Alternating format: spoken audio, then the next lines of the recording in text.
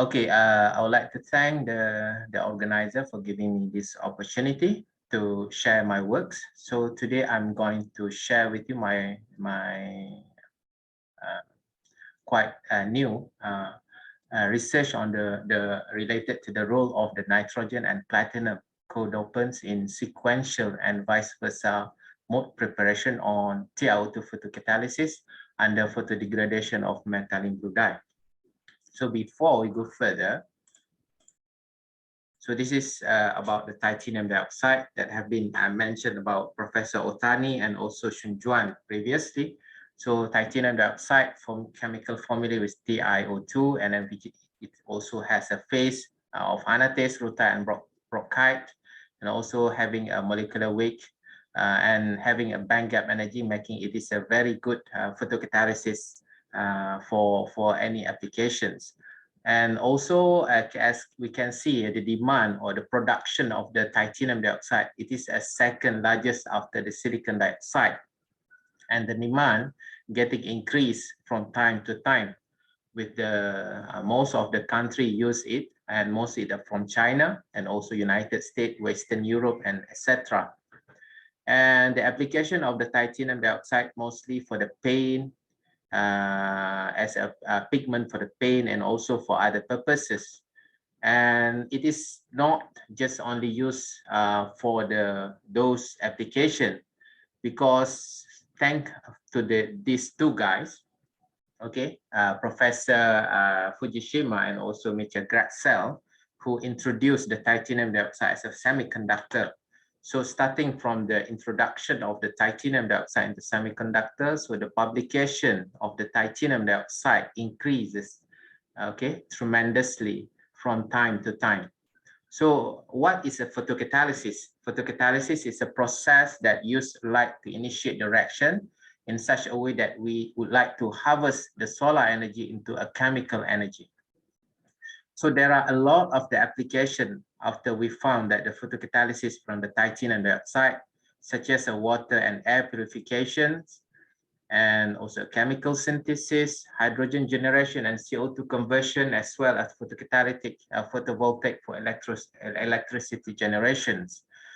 So when we have a semiconductor, when we have a light, so the photon, which is greater than the energy of the band gap of the semiconductor, so the electron will excite from the valence to the conduction band, leaving the hole behind, and this will react to produce radicals, and those will produce very powerful oxidation process in order to degrade any organic pollutant into CO2 and water.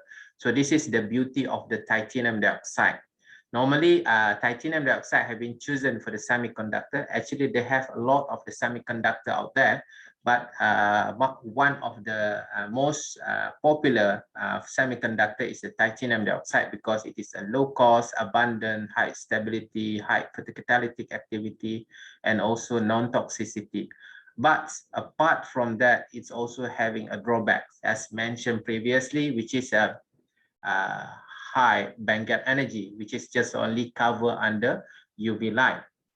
So, and also there is another problem with the titanium dioxide, which is the ability or the chances of the excited electron to recombine to make it less photocatalytic activity in terms of the performance. As you can see here, the PL intensity of the titanium dioxide is increased, showing that the increase of the electron hole combinations.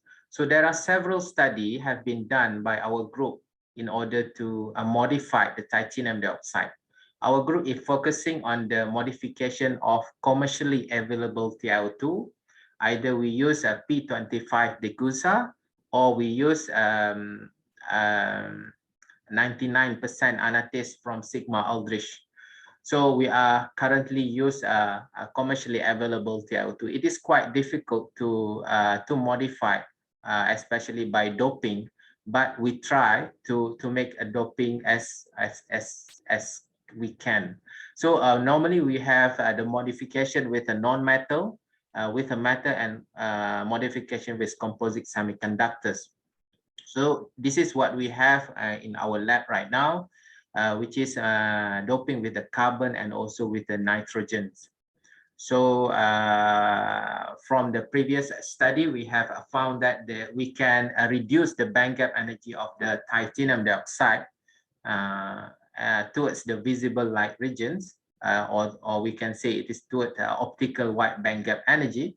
But unfortunately for the carbon coated here, we cannot dope the titanium dioxide because as far as my concern, there is still the researchers out there cannot dope the titanium dioxide, especially the commercially available TiO2.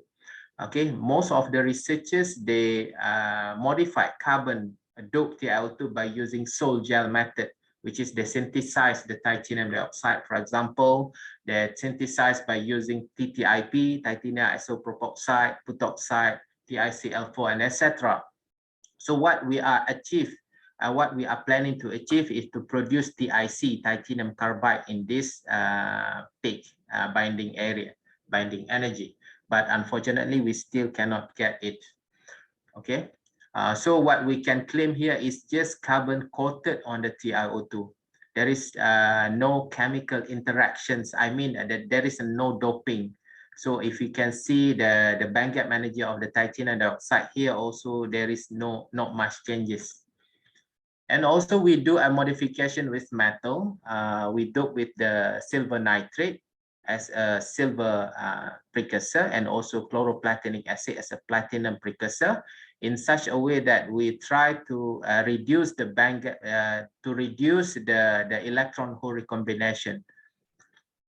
So the aim of this research is actually to combine between non-metal and metal together in order to see there is any chances in terms of the photocatalytic performance will be produced. And of course, to enhance the optical response photocatalytic towards visible light, and to reduce recombination by using combination of the nitrogen and platinum. So we also study is the way of we modify the sample, which is by sequentially order, and also by using vice versa. So this is a method where we dope the nitrogen and platinum together. We start doping with the nitrogen. This is a nitrogen method, so doping nitrogen method. And after that, we dope with the platinum. And this is called sequential techniques. And also we do a vice versa technique. We do a reverse method, which is we dope with a photo deposition. We dope with the platinum first, and then after that we dope with the nitrogen. So we can see, is that any different on this behavior of the doping? So this is the result from the XRD analysis. We can see there is a platinum dope here. And then also the platinum also consists here, but we cannot see that there is a significance of the nitrogen and also the platinum on the NP here. So this is the peak is actually quite similar to the titanium dioxide sample. So from the HRTM analysis, we can see based on the fringes, this spacing here, so it is confirmed that the presence of the platinum. Okay, so because the platinum also consists, this spacing is about 0.25. Also, we found here there is a 0.25, and from the EDX analysis, we cannot see the presence of the nitrogen here. So this is a new finding actually when we are applying a reverse method. So there is no nitrogen presence here, meaning that there is when we use a different method to dope the titanium dioxide with platinum and nitrogen, so there will be a different doping process here.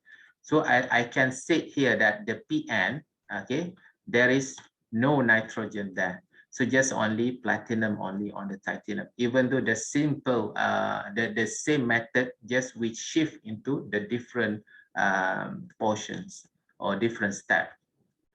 And also for the FTIR analysis, we can see there is not much more changes, even though when we deconvolution was carried out.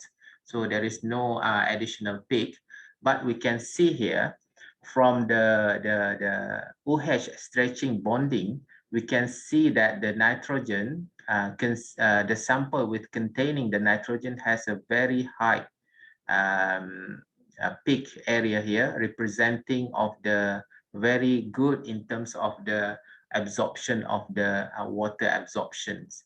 So that will increase the photocatalytic performance during the photocatalysis activity as comparing the normal titanium dioxide. So this is a good result actually. And also in terms of the band gap energies study from diffuse reflectance spectroscopy, so we can see that the band gap energy reduces for the sample of the nitrogen and platinum. Consists of the nitrogen and platinum, so it is quite similar to other research published previously, where when we dope with the nitrogen, so the band gap energy of the sample will reduce. And for this one, for the platinum dope TiO2, the band gap energy slightly reduced as comparing to the normal titanium, which is about 3.2. They reduce about 3.1, slightly reduced. So meaning that the photocatalytic activity performance might be affect with the band gap energy. So as we can see here, the photocatalytic performance of the sample of methylene blue, we apply on the methylene blue as the model pollutant here. Also, we can see here that the sample of the nitrogen and platinum can give a very high photocatalytic performance as other sample. Even though when we apply with the reverse method also, the K value or the percent remaining also slightly decrease. And when we see the K value, the first order constant also, the highest photocatalytic activity with the K value about 0.12 per minute as comparing to the PN sample, where the K value is about 0.8 per minute as compared to the titanium dioxide. And also we study about the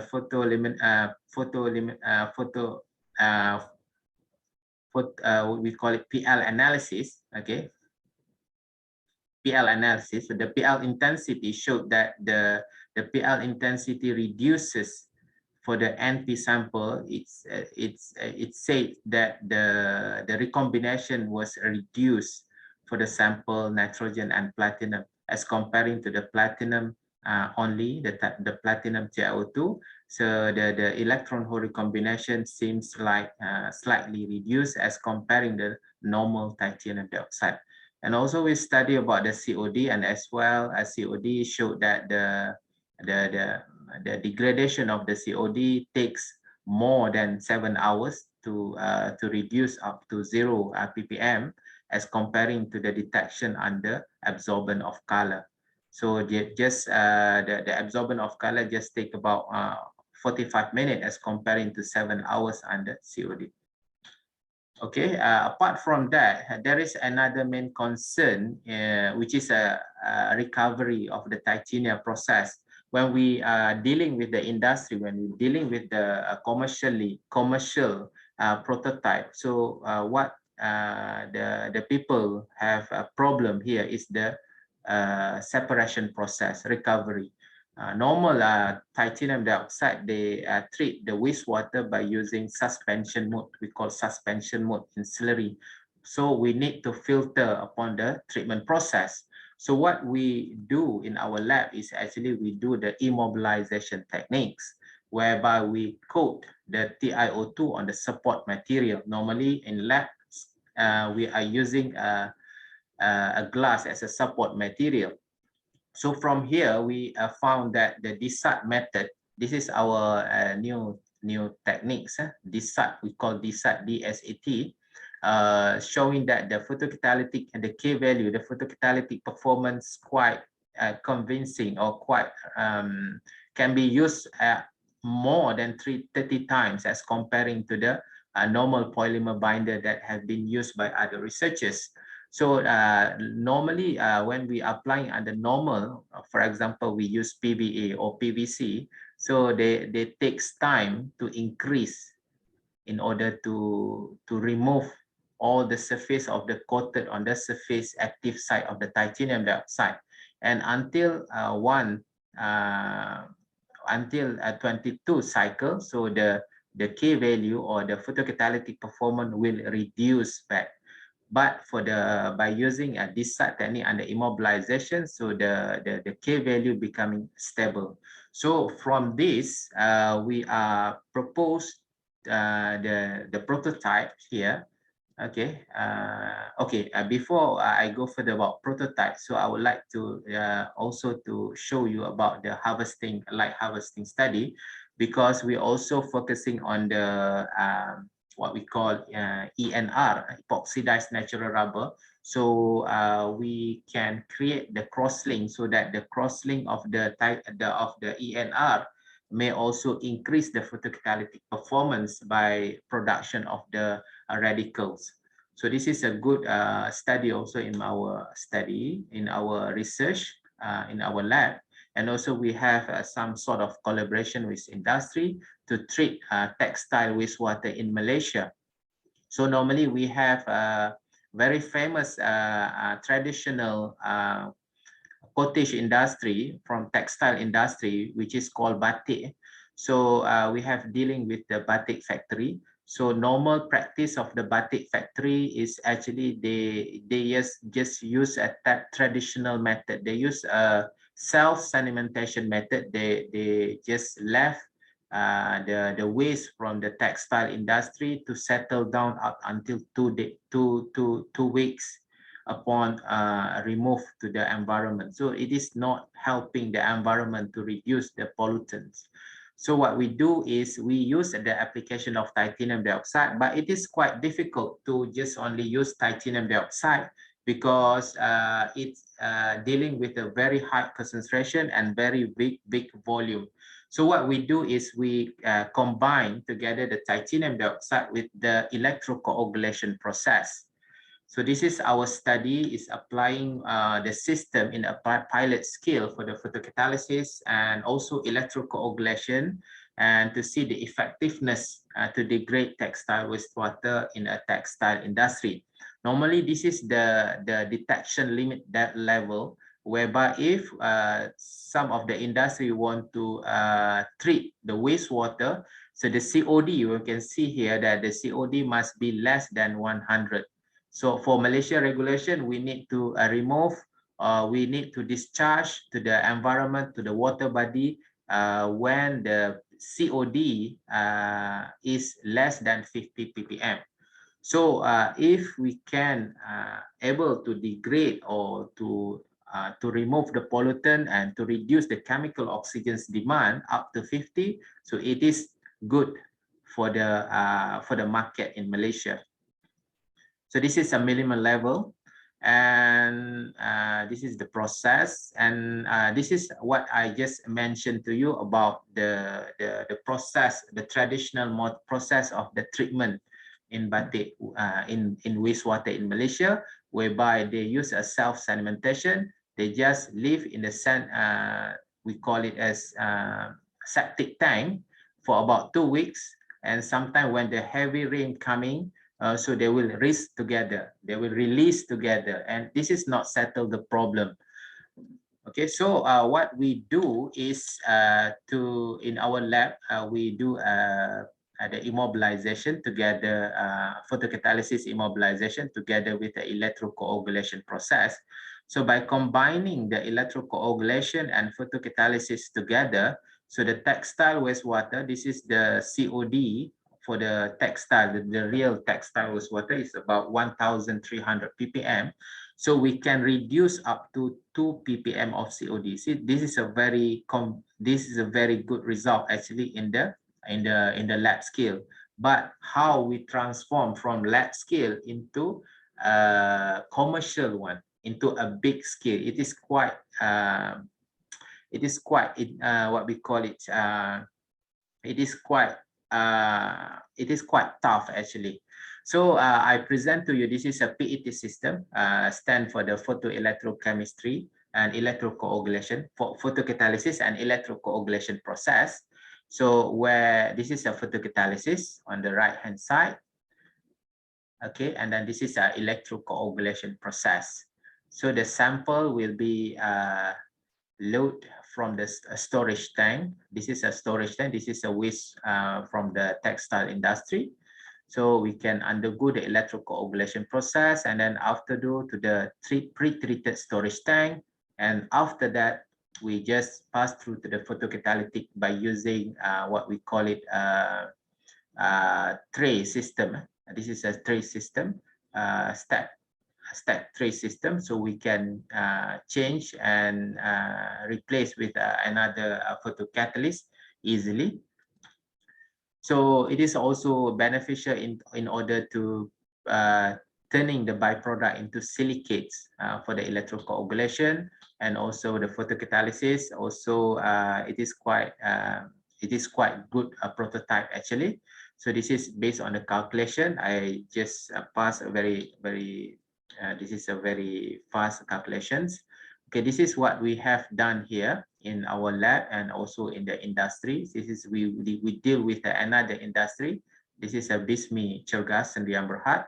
So as we can see here, also electrocoagulation. I cannot see, cannot display here. So actually, the electrocoagulation will play here. I cannot show it to you. Okay, so this is what we are doing right now. We have a very good collaboration with the industry, but now we are looking forward to improve our prototype in order to make it reliable and also apply for other industry. With that,